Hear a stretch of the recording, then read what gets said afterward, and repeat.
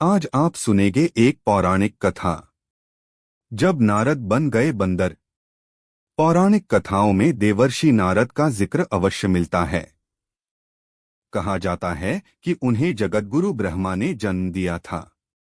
एक बार नारद हिमालय में गंगा तट के पास स्थित एक गुफा में तपस्या कर रहे थे। उनकी कठोर तपस्या को देख इंद्रदेव भयभीत हो गए।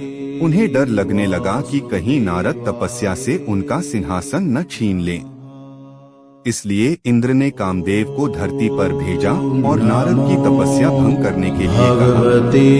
कामदेव धरती पर आए और नारद के चारों ओर मनमोहक कृत्रिम वातावरण बनाया। चारों तरफ सुगंधित फूलों की महक छा गई। वसंत ऋतु का मौसम आ गया। चिड़िया और अन्य पक्षियों की मधुर आवाजें गूंजने लगी। धीमी धीमी हवाएं चलने लगी। स्वर्ग की अप्सराएं नृत्य करने लगी। बड़े से बड़ा व्यक्ति भी इस माहौल को देखकर मंत्रमुग्ध हो जाता। मगर नारद मुनि को कोई फर्क नहीं पड़ा। वे अपनी तपस्या में लीन रहे। कामदेव का जादू देवर्षि नारद पर नहीं चला। कामदेव को डर सताने लगा कि कहीं नारद क्रोधित होकर उन्हें श्राप न दे दें। फिर कामदेव जाकर नारद से क्षमा मांगने लगे। देवर्षि, मुझे क्षमा करे। मैंने अकारण ही आपको परेशान किया। नारद ने उन्हें कुछ नहीं कहा और क्षमा कर दिया। इसके बाद नारद के मन में अहंकार आ गया कि वह सबसे बड़े तपस्वी हैं, क्योंकि उन्होंने कामदेव को भी जीत लिया है। वे शिवजी के पास गए और कहा कि हे भोलेनाथ, आज मैंने कामदेव को जीत लिया है।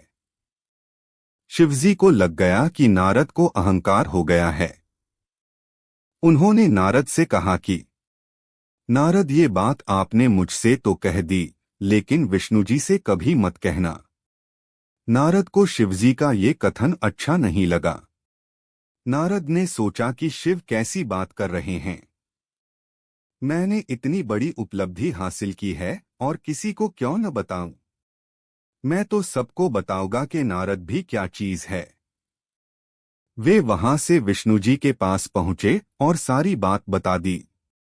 भगवान विष्णु को भी लग गया कि नारद अहंकारी हो गए हैं, मगर उन्होंने नारद से कुछ कहा नहीं।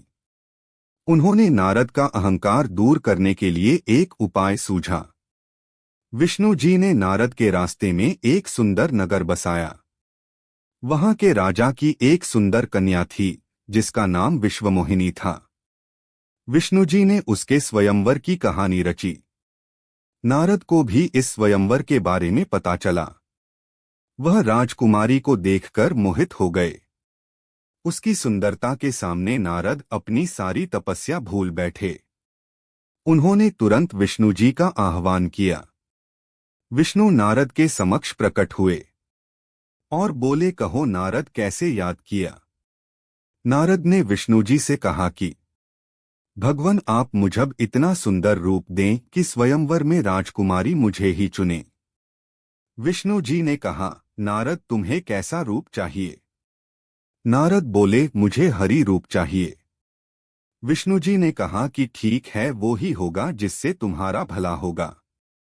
विष्णु जी के तथास्तु कहते ही नारद का मुख बंदर यानी वानर के समान हो गया, क्योंकि हरि वानर को भी कहते हैं। नारद को इस बात का बिल्कुल भी अंदाजा नहीं था। उन्हें लगा कि विष्णु जी ने उन्हें सुंदर रूप दिया है। वे खुशी खुशी स्वयंवर में चले गए। जैसे ही वे स्वयंवर में पहुंचे, हर कोई देखकर उन्हें हंसने लगा। नारद को माजरा समझ में नहीं आया। बाद में भगवान विष्णु स्वयं वहां प्रकट हुए और विश्वमोहिनी ने उनके गले में वरमाला डाल दी। ये देखकर नारद को बहुत क्रोध आया। तब विश्वमोहिनी ने हंसकर कहा कि नारद जी, एक बार दर्पण में अपना मुख तो देखिए। नारद ने वहां जलाशय में अपना मुंह देखा तो वानर मुख नजर आया। उन्हें बहुत क्रोध आया और उन्होंने विष्णु जी को श्राप दे दिया कि जैसे मैंने नारी का वियोग सहन किया है, उसी प्रकार आपको भी पत्नी का वियोग सहन करना पड़ेगा, और इसी वानर रूप की सहायता से ही आपको आपकी पत्नी वापस मिलेगी। कालांतर में विष्णु राम के अवतार में पृथ्वी लोक में जन्म लेते हैं। सीता माता को लंका से वापस लाने में वानरों की सहायता लेते हैं। कथा अच्छी लगी हो तो लाइक कमेंट शेयर करें। राधे राधे। जो नारायण नारायण।